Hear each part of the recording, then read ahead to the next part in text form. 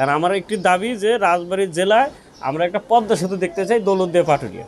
এই যে আমাদের যে দৌলতদিয়া পাটুরিয়া যে সেতু, আমরা চাই একটি দৌলতদিয়া পাটুরিয়া একটি সেতু হোক। সেতু আমাদের খুব দরকার, পদ্মা সেতু। গাইস, কে কোথা থেকে আমার ভিডিওটি দেখছেন আমি ঠিক জানি না, আপনারা একটু কমেন্ট করে জানাবেন। আর ভিডিওটা শুরু করার আগে আমি ভিডিওটার আগে যে খেলাটা আমি দেব সেটাকে বলে নিই। সেটা হলো আজকের খেলাটা হবে হচ্ছে একটি ধাঁধাটার উত্তরটা ও যদি দিতে পারে তাহলে ওকে 20 গ্রাম টাকা আমি এখান থেকে মেপে দেবো। এই যে 20 গ্রামের পাথর একটু দেখাই দাও। আচ্ছা, ধাঁধার উত্তরটা দেওয়ার আগে আমি ধাঁধাটা বলে দিই। সেটা হচ্ছে কোন ছানা খাওয়া যায় না। তো এইটা আমি ও বলতে বলতে আমি ভাবত টাকাটা একটু মাপতে থাকি।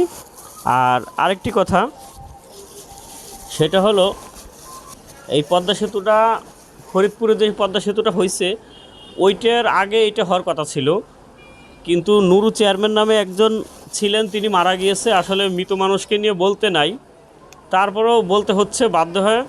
কারণ হলো যে তিনি আগের যে সরকার ছিলেন তার যে মন্ত্রীগুলো ছিলেন তাদেরকে অনেক টাকা পয়সা দিয়ে বন্ধ করছে যাতে দৌলতদিয়া পাটুরিয়ায় কোনো পদ্মা সেতু না হয়।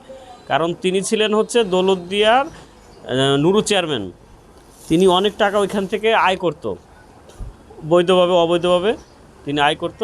আচ্ছা, এই 20 গ্রাম টাকা মাপা হয়ে গিয়েছে। আচ্ছা, কোন ছানা খাওয়া যায় না বলো? কোন ছানা খাওয়া যায় না? তোমার নাম কি? নয়ন। নয়ন, কোন ছানা খাওয়া যায় না?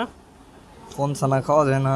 যদি বলতে পারো তাহলে এখান থেকে 20 গ্রাম টাকা মেপে দিছি, এই টাকাটা তোমার পাবা। বলো। কিভাবে বলবো, এটা তো পারি না। এইটা পারো না?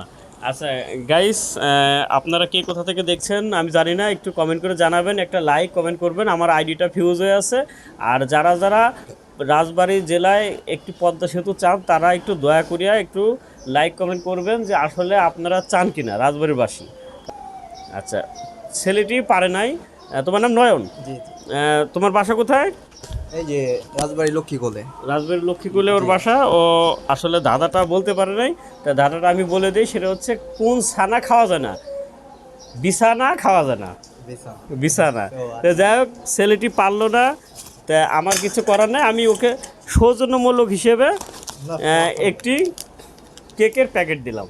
নাও, সৌজন্যমূলক হিসেবে একটি কেকের প্যাকেট পেয়ে কি তুমি খুশি? হ্যাঁ, অবশ্যই।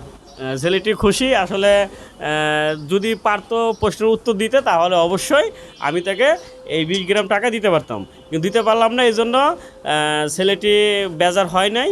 আর আপনারা সবাই ভিডিওটি শেয়ার করবেন বেশি বেশি করে, যাতে আমরা রাজবাড়ী দৌলতদিয়া পাটুরিয়া একটি পদ্মা সেতু পাই।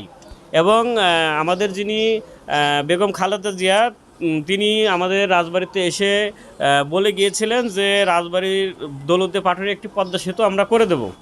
তা তার ছেলে এখন মাননীয় প্রধানমন্ত্রী তারেক রহমানকে আমি অনুরোধ করব আপনি একটু আপনার মায়ের আশাটা পূরণ করবেন। ধন্যবাদ।